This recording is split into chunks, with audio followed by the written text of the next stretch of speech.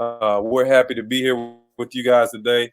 Hopefully, you're excited to be here with us. Obviously, we're not in studio today. Everybody's doing everything remote because of the COVID-19 situation. But either way, we're here, still here, and excited to talk about basketball. Let me give you a brief introduction on what we're going to talk about today. The first thing we're going to do is we're going to talk about Kai Soto's development this past year, and what it means for him to go to the G League path, the development and proving ground that the Skills Factory has become, and what makes that program unique. I'm excited to talk to Rob about all the different things and the intricacies that they have within their program and how it's come along so far. And I think you guys are going to be fired up to hear about it as well. We're going to talk about the G League Pathways program in general, and how it kind of morphed from the select program that kind of didn't hit the way the NBA and G League thought that it would. But they did a great job morphing it into something different, and it'll be interesting to see how it goes in the future. And we have some interesting ideas and concepts, as we discussed yesterday, kind of how everyone feels about it. And I think we have 3 different opinions, but hopefully we can give you guys a lot of information and you can form your own opinion after you listen to us.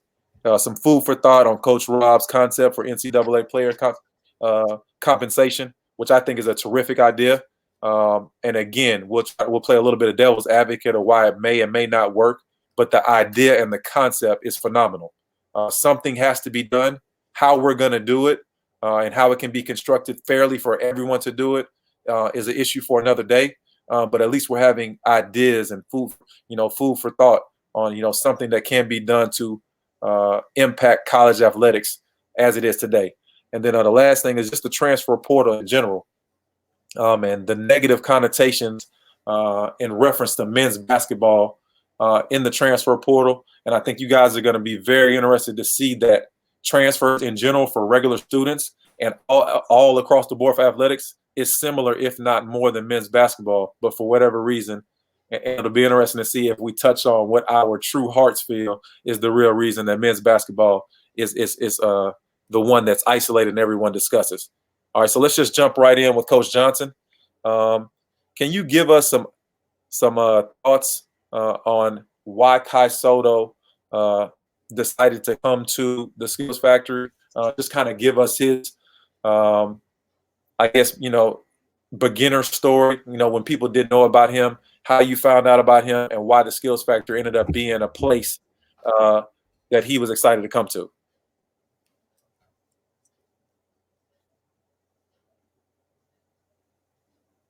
Got to get your speaker, Rob. We can't hear you.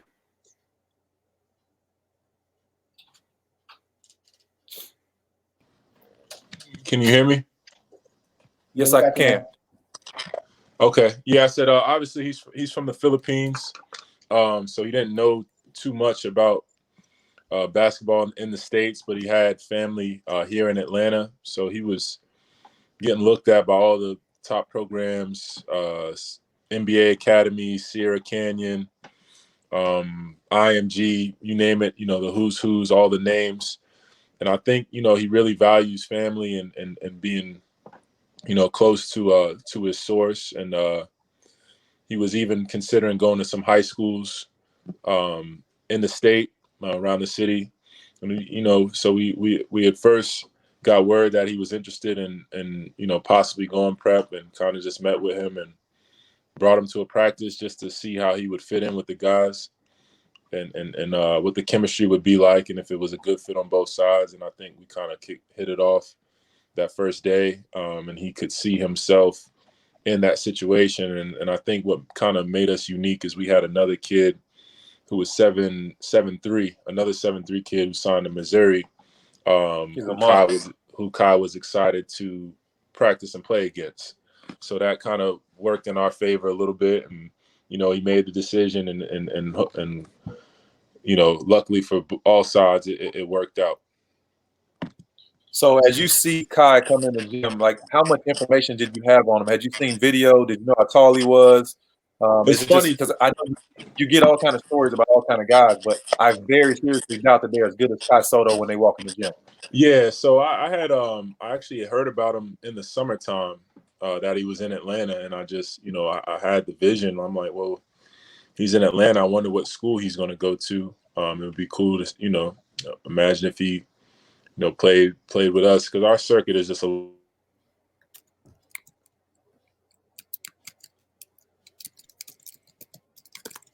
kind of came about. I wasn't surprised. I was like, things happen in a weird way. I just wanted to see if it was a fit, if it would be a fit. And he's not the only kid that that we've dealt with on that level. We've been trying for the past few years, kind of with our program. There's been a couple more kids. I won't name them, but had a chance, I think, to forego college. Some guys that went to the Blue Bloods to skip college and do a year.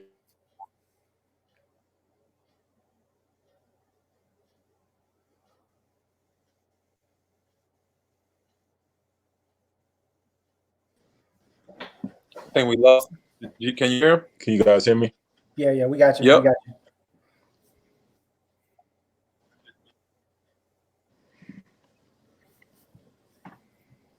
Yeah, so we've dealt with some other guys that had a chance to do it, and so when it came to him, we had a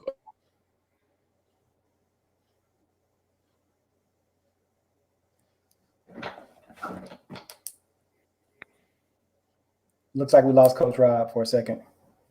We did. So, James, from seeing him early in the year to seeing his development throughout the year as the season has gone on, give me kind of your ideas on where you think he developed and what he got better at and kind of just where his game is at right now. The first thing was for me was probably him adjusting to the speed and the athleticism to the competition, because I'm sure he wasn't getting that on a regular basis in the Philippines. So seeing his ability to kind of adjust to guys being as physical, or if not more physical, more athletic, just as big, all those things. And once I kind of saw him understand that these guys are on the court, his game seemed to kind of like flow seamlessly back to what it naturally was, which is the ability to kind of play inside out, has touch, has the ability to pass the ball. And all those skill sets still kind of showcased no matter who was on the court with him, from what I saw over the course of the year. I agree. Because Rob, from the beginning of the year to the end of the year, what do you think kind of was his morph? How did he morph and how did he get better? And what things did he improve on as the season went on? Yeah, really his strength. He got a lot stronger, and he's got great work ethic. It wasn't just us. He did a lot of work with P3 to work on his body and his balance, just the physicality, the confidence.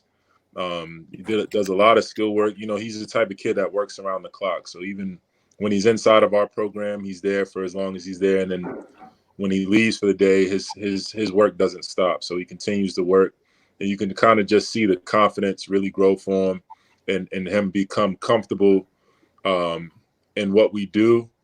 Not only that, but with his teammates, and his teammates becoming comfortable with him, knowing where he liked the ball, where his hot spots were, and learning how to play off a big. That was really the biggest improvement that I saw. Just his overall physicality, his stamina, his speed, his athleticism. He was only 17 when he was with us. He just turned 18, so he had a lot of room to improve anyway. And he just, he put the work in himself, and we helped him where we could help him at, to help him, reach his level for that year. Yeah. Hey, Coach, tell me this. So I saw Kai at the Basketball Without Borders event in Chicago during All-Star Weekend, and for me, it was a time where everyone on the court, whatever court he was on, were elite. His confidence seemed to just kind of rise every day. How would you say that, like, how did TSF help develop that confidence moving into a situation like Basketball Without Borders, where a lot of these guys are potential lottery picks and NBA guys for sure moving forward? Right. Yeah, I think it's just, a kid's confidence. You coming from another country, and you hear the standard of the United States. Everybody wants to be the best player in the States, so you don't really know what it is until you get here. And when he got here, he realized, that he is good for anywhere, not just good in his country, not just good, for a Filipino. He would be one of the best players in the country here too, and his confidence just grew. He put the work in, so I know he trusted his work ethic, and we just try to put him in position to keep that confidence high and challenge him every day. So, when he did go to games, it was easier, or, practice gave him a great simulation of what those would feel like. And like I said, he had guys as big and strong as him that he was practicing against. So going to play against those guys at Basketball Without Borders, I don't think the transition was as much. But even then, he saw some things that he needed to work on and will continue to work on to become, a finished product. Gotcha. I think, a couple things you said stood out to me. For a player that's that talented, I think he's very humble. Mm-hmm. And I think he knows that he has to get better, and he knows he has to work. So he goes into those situations looking to learn that he needs to improve, not thinking I'm just better than everybody and I'm going to kill everybody. Right. He kind of goes in there with a mindset of looking to listen and learn. But one of the other things about Kyle that stood out to me, I think he's hilarious. So do you have any funny stories that kind of stand out? Anything that he said or anything that he did that kind of stood out from the last year? He's just a nice kid. He fits in with all the guys, so all the guys, they'll joke with each other. They'll laugh with each other. He'll go back and forth with his teammates. What stood out for me is, his creativity. He'll try something in a game he may not have tried before just because he has the talent to do it. And depending on my reaction to it or response to it, it's good to see a kid at that age confident enough to say, my bad, coach, I got you, instead of never trying it again. I'll tell him, he just has a confidence about him and a creativity about him. He wants to push the boundaries. He wants to try things. He wants to push it in the open court, so I just really enjoyed how he responded more than anything to tough coaching, because sometimes guys are so good and they haven't been coached hard before, or what they do is translates anywhere, and just him being receptive to criticism and listening, that's really what stood out. I'm looking at these highlights, which are like video game highlights, and it stands out that when we're doing the show, he's like, I did this in and out crossover to a bounce pass and transition because I did it on NBA 2K yesterday. And I'm like, you did what? So he says he just plays video games, and if the move works in the video game, he just comes out and tries it the next day and sees how it works. And luckily, or fortunately enough for him, he's talented enough where he can go out there and do it. So let's get back into. We're gonna take a quick commercial break. We got to pay some bills, and then we'll come back and talk a little bit about the Skills Factory, kind of what you've done and what you see it growing to in the future. So let's go ahead and take care of business and get the commercial break right now. LaBWork Special Edition.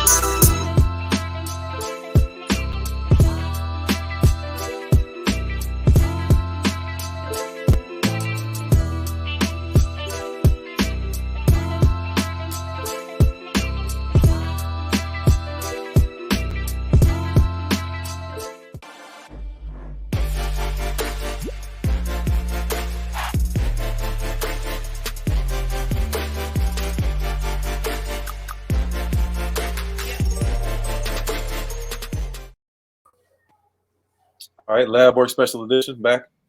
I think Coach Rob might be on from what I hear, he has the Teddy Riley internet package. You got that from AT&T. I got a couple messages saying you got the Teddy Riley package, man. We gotta get your internet. We gotta get your internet right, man. Come on, man. Now you on mute. Come on, Teddy. Come on, Teddy Rob. I set my laptop down, man. It is what it is. All right, with you, man. Hey, Teddy came back and redeemed himself, and you're gonna do the same thing. All right, so let's talk about. We touched base on why the Skills Factory worked out and why it was a good place for him. Family was a huge part of that, and being around people that he was comfortable with.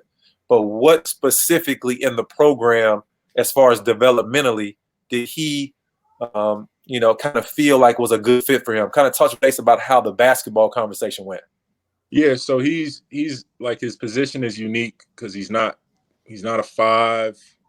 He's not, he can play the 5, he can play the 4, he can even play on the wing, so I know for him, didn't want to be stuck in a situation where he was just relied on as the only big, relied on for all the rebounds. He had other guys with size, and he had kids with IQ. It's not like it wasn't a situation where he was playing with, younger guys. He played on a post-grad circuit with a lot of older guys. We did have some young guys on the team, but I think collectively, like, we'll have out of 12, all 12 guys will go to college. In normal high school, maybe you'll have 4 or 5 guys go to college from that team. So a lot. Normal high school probably has 2 or 3. Right, exactly. So he's in a program where that's the standard. Everybody is reaching their goals. His goal just happened to be a little bit higher than maybe the next man because he came in a little bit, with a little bit more of a lead to get to whatever his goal was. So everybody has a goal. Everybody was working for a common goal. We're just as happy for guys that signed JUCO or Division II or Division I, whatever their level is coming in. We try to get them a level above that. So he was a high major kid coming in, so the goal was to try to help him either get there, have success there, and obviously big picture, become an NBA player, which he's on his way to, to doing. He just has to continue to develop the way he's been developing. And as we know, most kids, won't have the opportunity to play and make money. So really the goal should be to go to a college where you get your education paid for and use basketball as a vehicle to gain the education where, that can kind of help you take care of your family and support your family and generate revenue in your life. So you guys are doing a great job over there. And I want you to know that the basketball community sees what you're doing here. We're proud of you guys, and please keep doing the work that you're doing. Appreciate now that. I want to touch base with you about when you took over the reins of the program. What were your short-term goals, your kind of intermediate goals, and your long-term goals for the program? What were you thinking as you took over the program, and kind of what stage are you in now, and what do you see coming in the future? Okay, so the Skill Factory has been around for probably about 9 or 10 years. It just didn't have a prep component to it. It was a lot of NBA training, off-season training. So at its core, at its base, it's pro-level training. So kind of just with my background in the prep game and having played prep myself, I saw that there was a need for guys to have it's such a contrast between your freshman year of college and your senior year of high school. Even just with the rules, the pace, the expectations, it's a big difference. And a lot of guys finish high school and aren't really prepared for college, even if you do get that scholarship. That's why you see, I know we'll get into the transfer thing, but a lot of guys are transferring. They may have had 2 or 3 good games in an AAU tournament, but they weren't quite ready to deal with what a whole season was going to ask of them, even the ups and downs, some of those things. So I saw it was a niche. My goal, last year was our 4th year. My goal was just to provide something in a city that I know has an international presence because of our airport and getting that feedback from some international guys that say, man, we've been coming to the States and going to New York or Connecticut, but Atlanta's airport, we would love to do stuff there. The talent in the city that gets overlooked, there's tons of talent here that if they just had a little bit more exposure or a little bit different stage to be seen on, or a little bit more confidence or whatever the case is, they might have already been good in high school, but one more year development could really boost their stock. And that's kind of, yeah. So that's kind of what the passion was. Right. So that's what the original passion was, and it just grew from there. We started off with a group of 8 kids, and they didn't look like much, but out of those 8, 5 of them went Division I. And even if they had to do it through going JUCO or whatever the case is, and each year it's just grown, and now we have we get good talent in, but the core is still the same. We want kids that work hard, we want kids that are dedicated to the game, and we recruit families that aren't afraid to invest in their kids' development to help them have success at the next level. Hey, Coach, tell me this. So you mentioned a few seconds ago that you guys are always trying to get guys a level better than what they typically are. So if a guy's a D2, you want him to try to go D1. If he's D1, you want him to go mid-major or high major. Right. What's the development process like in the TSF program to assure that stuff happens? Yeah, so basically we're flipped around. We're in the gym 4 or 5 hours a day, and that's every day. It sounds ridiculous, but at the high school level, you'll go practice for 2 hours, then you'll go home, and then you might call your trainer, and he'll train you for an hour. Then you might have a weight coach, and that's an hour. So that's 4 hours anyway. We just try to have something where you do all of that work while you're in the gym, and it all kind of ties in hand in hand. So I think the main thing is just work. We practice in the morning, we train in the morning. We're really in there around the clock. So that's kind of what separates our guys and allows them to be as sharp as they need to be, getting that work around the clock. So you're really able to see the improvements and see, the development from when they first get here.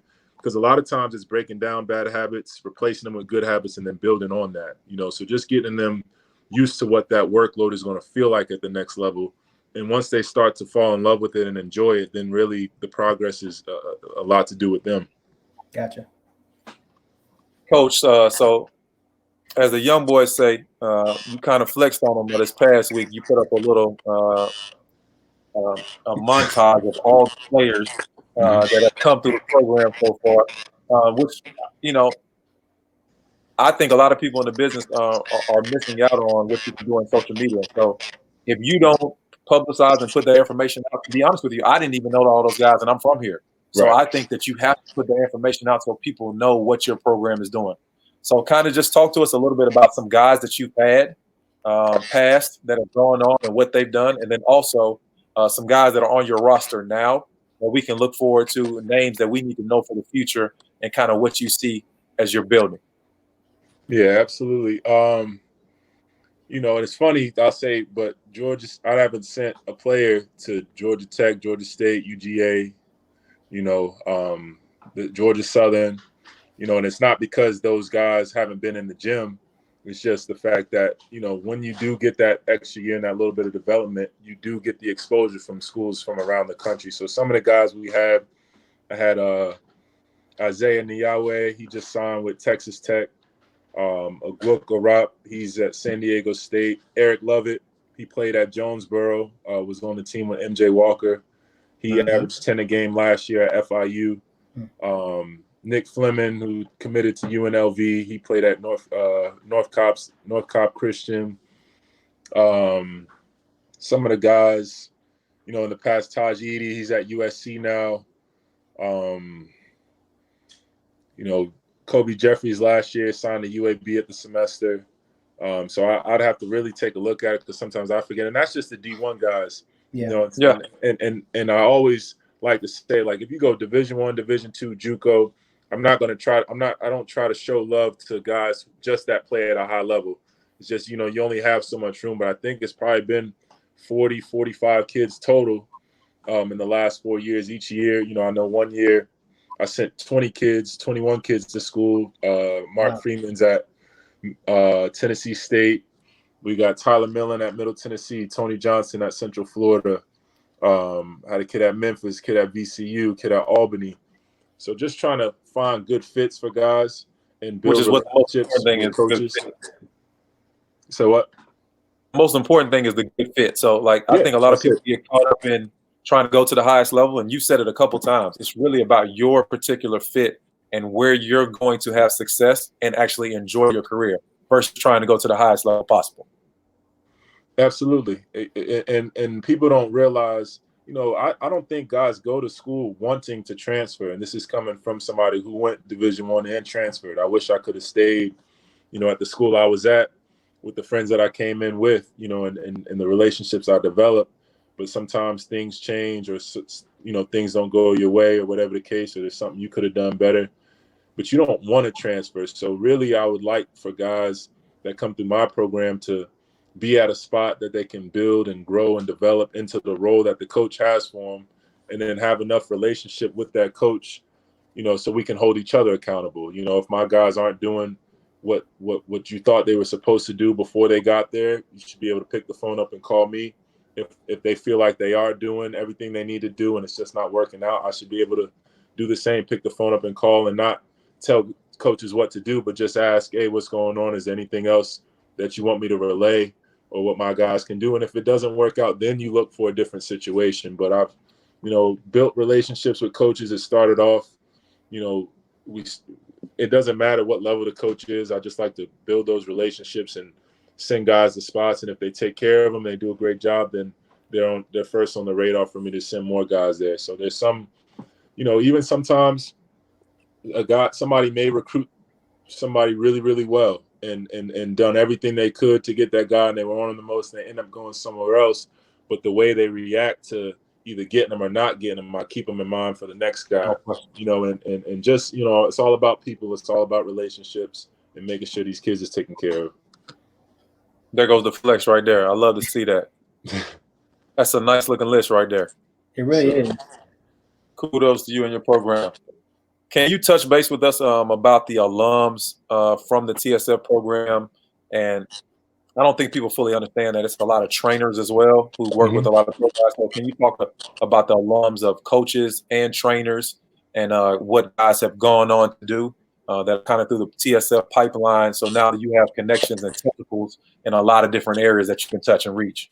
Oh yeah, I mean, and like I said, it's outside of even just the prep program. You had Cam Bakersfield or Baskerville. He worked with TSF, then transitioned to be an assistant with the 76ers, and then the Brooklyn Nets. You had James May, who worked with us and is with the Hornets G League team now. You had guys that are with the Denver Nuggets.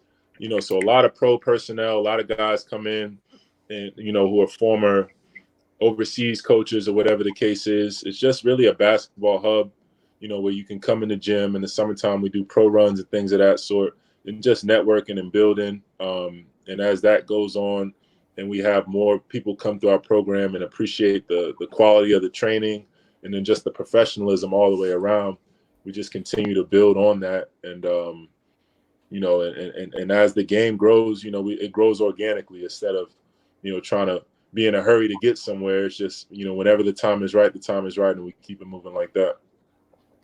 Hey, Coach, so I got a quick question for you. So between all the coaches, all the former players that have come through TSF from the coaching and training side, who gets buckets in a staff coach scrimmage game? Hey, are you one of those guys? That's the first question. Are you getting buckets? We want to know about that. You got to ask every single one of my former players if I'm the best player they ever played against. Oh my God! Here we go. Hey, listen, but look, no. In all seriousness, though, our staff is good. James is really good. Eftim Bogev, he's coach from Macedonia, played 20 years pro, really, really good. Some guys you haven't seen, Jeremiah Boswell was a pro, really, really good. Terrell Allen played at Central Connecticut, really good. So, we're able to give our guys that simulation because we were them 10 years ago. So now, we can all, if we have a staff of 5, we can put a team together and practice playing scrimmage. And you know how it is as coaches, you get every foul call, the rules are in your favor. So it makes them deal with that adversity too. So it's fun to play with the guys. They like it. They enjoy it. We challenge them. They challenge us, but we try not to get lost in the competition and let them understand, it is still a barrier between player and coach. We are doing this to get you better. We're not out here trying to prove how good we were and weren't, because if we were that good, even in my case, we would be playing at the top level, So our job is to help you get to the top level, take what you learned from us, but don't get lost in the competition. Yeah. As you're going out recruiting and talking to different kids, and again, this is for kids of all levels, what kind of player and what kind of person and what kind of family do you want to bring into the TSF family that kind of fits and can ingratiate into the program and bring value to your program? Yeah, so that's a great question. It's changed over the years. When you start off, like I said, we started off with 8 guys. My tallest kid was, I had a 6'8" kid who basically played point forward for me. So the next year I wanted to get bigger. So the next year I got bigger. We had a bunch of big guys, and the next year I wanted to get more names, more high profile names, to kind of get the social media presence out there. And then after we did that, that was cool. But the following year I wanted higher character kids, you know what I mean? So now it's just kind of trying to find a balance between all of those, get the kids who they're not, and parents too, and families. The patience is a big thing. A lot of times kids or families feel like, hey, I didn't get what I wanted in high school. If I go to TSF, then all of a sudden every school should be knocking at my door. It's like, no, there's a reason why they want you in high school. Let's put this work in and figure out where the weaknesses may be at that we can improve on. It's not a guarantee that you'll get to go to Duke, but we can promise you that you'll get better. That's all we can promise you. You know, so trying to find the kids that understand that patience, understand that journey in the process. Kids with talent, a skill set, IQ, with manners, kids that care about being on time and learning the game. And, you know, and sometimes it takes a little time to figure it out. But when you do your research and you figure out who's behind those kids, and being in Atlanta, we're able to work guys out beforehand or before the process and challenge them and see how they respond to certain things. And sometimes it's really good players that I say, hey, he's good, but maybe not a fit for what we do. And sometimes there's players that may not be that good, but for what we do and what our program's about, we want to bring them in because they meet those values, you know. So it's not all about getting, you know, obviously we want to get kids that are good enough to play college ball, but it's levels to that. It's kids that are going to put the work in and don't mind putting the work in to get to where they're going. And if they don't get what they set out for in year one, knowing that there's a journey and a path to get to that spot, you know, and that's very important. Hey, Coach, quick question. So you mentioned a lot about the character and the makeup of kids and the people you bring into the program. As a scout for me, I'm always watching how guys are interacting with players, coaches, parents, everyone on the bench. Is how high up the trajectory of importance is that for you when you're recruiting a player into the program? Very high, very high. I mean, you know, Lab knows, like, you got to have a balance of a team because you always have, the way a team is constructed, everybody can be a good kid when they're around their parents, but how are they when nobody's looking? How are they when they're around their teammates? So you're going to have some kids that are great kids, maybe about, let's say if you had a team of 12, you got 4 kids that are great kids. You got 4 kids that are on the edge and going to follow whichever way the trend of the team goes. So exactly. You have to make sure that the culture is strong enough and positive enough. And then you're going to have 1 or 2 kids that have never been in a program like that before, but they know what it feels like to play against those type of programs. So they want it. They just don't know what it feels like to be a part of that. So what you have to do is get those 4 kids that are on the line to buy in to the other 4 that are like, no, this is the way we do it. This is the standard. And then those 2 that are way off to the left, they have no choice but to join what everybody else is doing. If not, it's going to stand out that they're, you know, going their own way. And if it doesn't work out, it doesn't work out.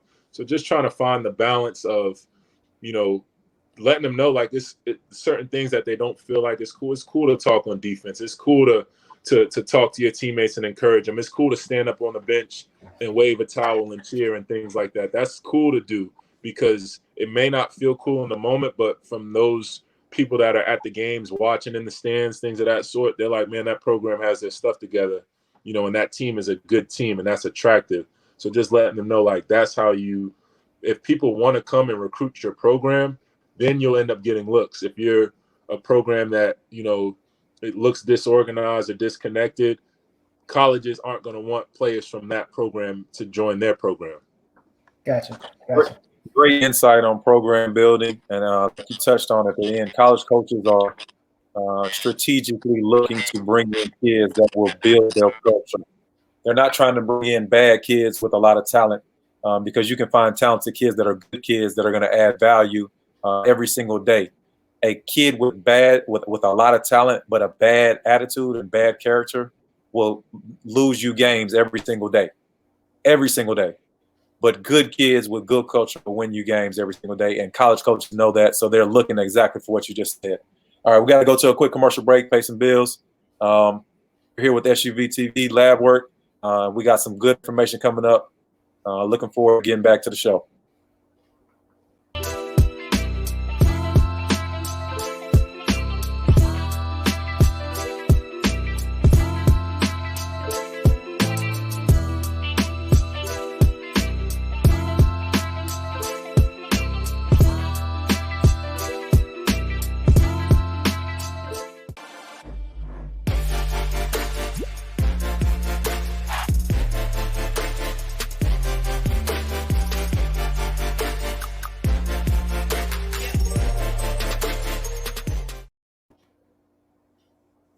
back with LaBWork with Coach Rob and James Williams. Now we're going to go into some of the G League pathway programs and the NCAA portal. The first thing we'll do is give you a little bit of information on the G League pathway, which was at one point called the G League Select program. The NBA and the G League came up with an idea where they would pay guys, high-level high school guys, $125,000 a year to come in and be a part of a G League team, but they would not be affiliated with that NBA team that was their parent program, and they could not go up and play with the NBA team. So it would not be like a two-way deal. They were just playing the G League for that season in its entirety with a team of guys who were connected to another NBA team. It didn't catch on quite like the NBA and the G League thought that it would. I think there were a couple different issues. First of all, the pay at $125,000, which is a lot of money in my personal opinion, and for a lot of people around the country. The pay, they could go get more money in the NBL or the Australian League or somewhere in Europe versus playing in the D League.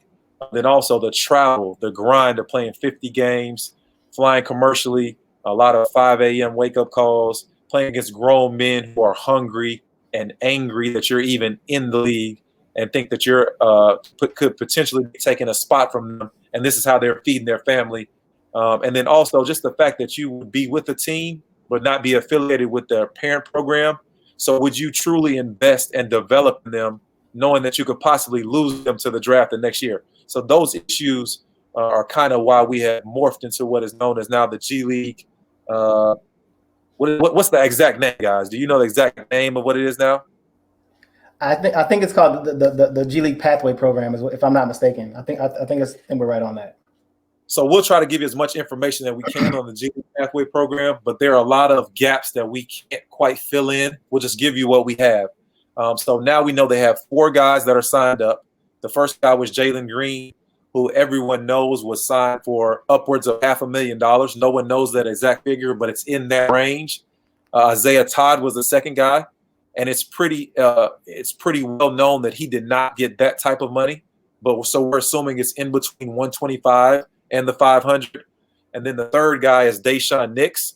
He's a point guard out of California who was going to UCLA. He was actually signed, sealed, delivered, and was going to, as well as Isaiah Todd was signed to go to. No, I think he was committed to Michigan, but had not signed. But Dayshawn Nix had already signed to go to UCLA, and then decided to go to the pathway program. And the most recent guy is Kai Soto, who we've talked about a lot on this show, who Coach Rob talked about, who's from the Philippines, and he's decided to go on there as well. And I don't think we're going to air out his financial numbers because we don't know the numbers of those other guys as well. They're going to play anywhere between 25 and 30 games. 10 to 12 of those games will be played against G League teams. So they're not really in the G League. I want people to understand that. They're not really in the G League. They'll play against the NBA academies, some international teams that are kind of closer to their age, but then they also will play those 10 to 12 games against G League teams. They're going to have some veteran guys that are going to be on the roster that are older, and the goal for that is to kind of mentor them and pour into them.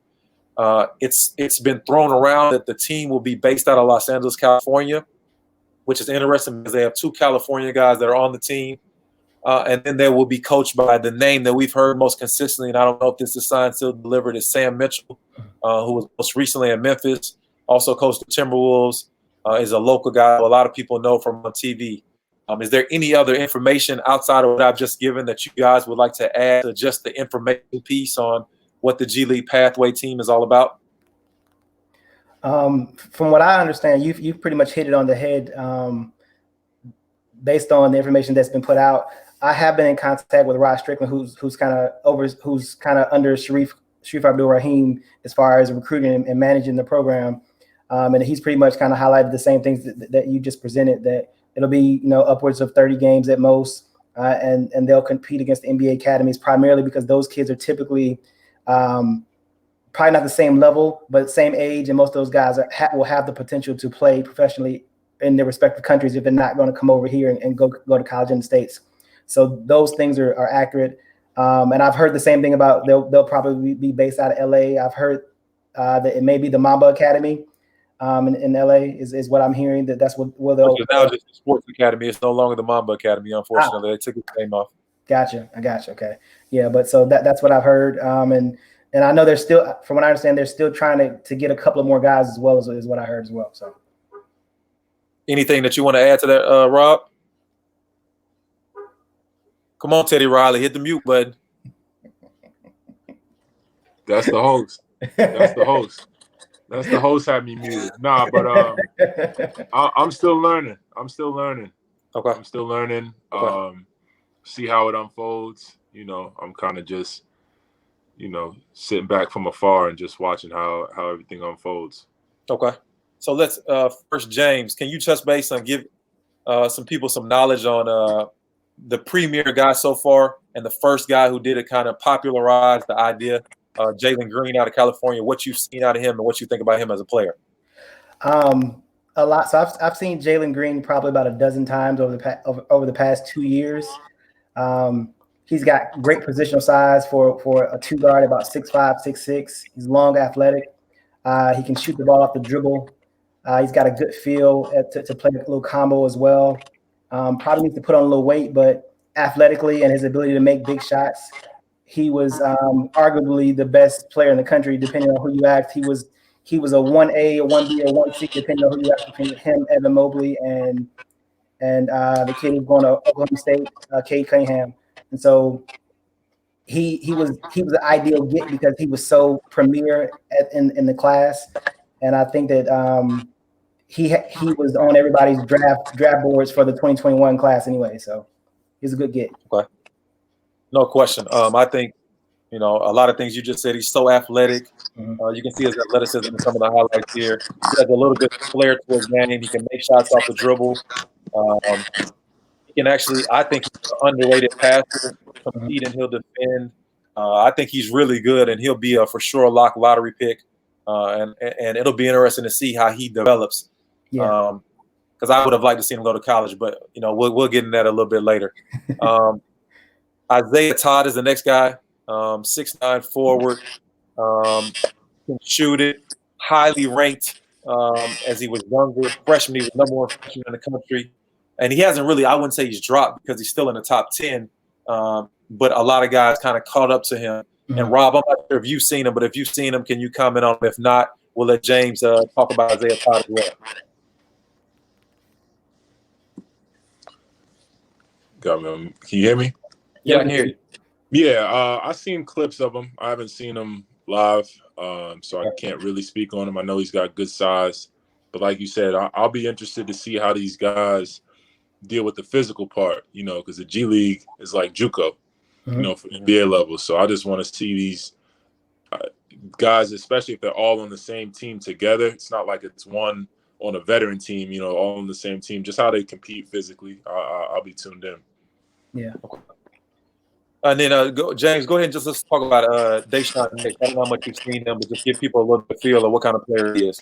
All right. So Daishen Nix, Daishen Nix was probably my favorite player in this class. I saw him again probably about 2 years ago when he was ranked like 89 in the country, and I saw him play against a loaded what's that team out of Vegas? Hillcrest Prep, and he was the best. He was the best player on the floor, and I was like, "How's this kid ranked 89 in the country?" And he's 6'5" point guard. He's not even probably he's the best passer in the class, at least in the top 100. Just elite passing ability, explosive in the open court. He gets after on defense now. He didn't before, but he's kind of figured that part out. He's lost a little weight, so he's gotten a little bit more athletic. And again, has great positional size at 6'5" at the point guard position. He's going to be interesting because I think his ability to pass the ball and being that big, he's intriguing as an NBA prospect because, you know, everyone wants multi-dimensional, versatile players on the wings, and he kind of fits that mold right away. And so, again, one of my favorite players in this 2020 class for sure. I agree with you. I think, you know, a lot of people talked about Todd and Jalen Green. I think Daishen Nix was bigger, is a better prospect personally to me than Isaiah Todd is. I love his size as well. I think he's got a little bit of dog in him. You know, people from California tend to have the persona of someone who's a little soft, a little bit more finesse. But I think he's got a little dog in him, got a little toughness to him. And I think he is going to be a pro and might end up being a higher draft pick than a lot of people thought he was. And he was going to be a heck of a player at UCLA. I don't know how they fill that gap. That's a hard loss when you expect him to come in, then all of a sudden the G League snaps him up from you. One thing I want to go back to that we missed on earlier is another part of the G League pathway program is that those guys will their college scholarship will be paid whenever they want to go back to college. So a lot of people think this is strictly an athletic move, but I think adding that piece from the NBA was huge, knowing that those guys will be able to go back to college and they can actually start classes now if they want to, and it will be paid for through the program. And kudos to whoever put that as part of the package. I think that's very impressive and a great thing. Let's go ahead and jump into, so I think this is going to take some time. Let's go ahead and get into Coach Rob's his package and his program that he's discussed about maybe what the NCAA could think about doing and colleges could think about doing to keep guys from transferring and give them some incentive to stay at a school for a longer period of time. Yeah, so, and I kind of, since our last conversation, played with the numbers a little bit, but just the base of it is give kids a graduation package, something that's going to help kickstart them into life. Everybody doesn't play pro. Everybody doesn't go to the NBA. The guys that do go early, after their freshman or sophomore year, they'll still be eligible if they finish and graduate from the college. But really, as far as with the transfers goes, giving schools an opportunity, if you have a kid who's done 3 years at a program or 2 years and has had success, already having some money accumulated for his graduation package, now it just makes it more of a decision if he wants to leave and go to a new program and say, okay, that means you're forfeiting this package, but you're able to go and play right away. Just giving coaches, even playing field and some incentives for guys to stay, other than losing kids because they're seeking more exposure, or a bigger program or a bigger stage. So, even if it was, let's say, $5,000 per year, you don't get it until you graduate, but $5,000 per year for 4 years, and then incentives, maybe $2,000 for winning the conference tournament, $2,000 for every win in the NCAA tournament. So now, obviously, only one team can win the conference. Making a run, especially for the smaller schools, how deep of a run will that be? But if you do make a run, everybody benefits. The school benefits, you get more exposure, the coach benefits. So why not help those players that are making that possible? Why not help them, once they finish college and are going into the real world, why not kind of help them get kick-started into whichever direction they're going to? James, you want to touch base on it, and I'll cover my thoughts a little bit. Yeah. I personally, I think it's a great idea, especially with the idea of it kind of is giving an incentive to stay at the school. The ability to, I guess, give someone a head start, because the thing is, we all know this. A lot of the kids that are on these scholarships look like us for the most part, and they would need, in theory, an additional support system, especially when you're in college and you can't. We talked about this yesterday when we were on the call. Not have the ability to get internships or work full time. There's not really a backup plan, especially when you've been so focused and devoted to playing a sport. Even if you know that you may not make it to play professionally, the idea that these guys can have almost a nest egg in sort when they leave it's valuable. I would have loved to see that happen. We've talked about this stuff for years, that guys should be getting paid in one way or another, legally. And so having something that if they stay at the same school and they graduate, they win the conference tournament, if they win the national championship, all these incentives take place, and then they can, walk away with a pot of money going into the real world, I think definitely benefits them overall. As we talked about on the call yesterday, and I'm going to play devil's advocate, I want everybody to know that's listening to this that I am for the idea. I love it. I think it's well thought out. My issue with it is, where is the money going to come from? So again, I want something to be in place for kids. I think they should be paid or have some type of incentive for the work that they're doing because they're generating so much revenue for the school. If for nothing else, a lot of revenue is being generated for the school, especially for the successful programs. But for the unsuccessful programs and for the schools that are in the operating red, which is the majority of the schools, where does the money come from? The NCAA is not going to provide this money. I can just tell you that right now. They are hoarding all the money that they generate for themselves. They've been doing it for years, and they have no plans of doing anything differently. Cost of attendance is all coming from the school. The new licensing deal, they've agreed to it, but what nobody's really reading is the fine print that no plan has been put into place. So actually, how will that money be given to the players? When will that actually happen? What will the structure be? And also the school has to get some money as well. The player individually will get some of the money, but the school will get money as well. People aren't really reading the fine print on that. That's kind of something that they put out there to make it seem like they care about the student athlete. Well, in actuality, it's all about the NCAA, and they're not really doing anything for anyone else.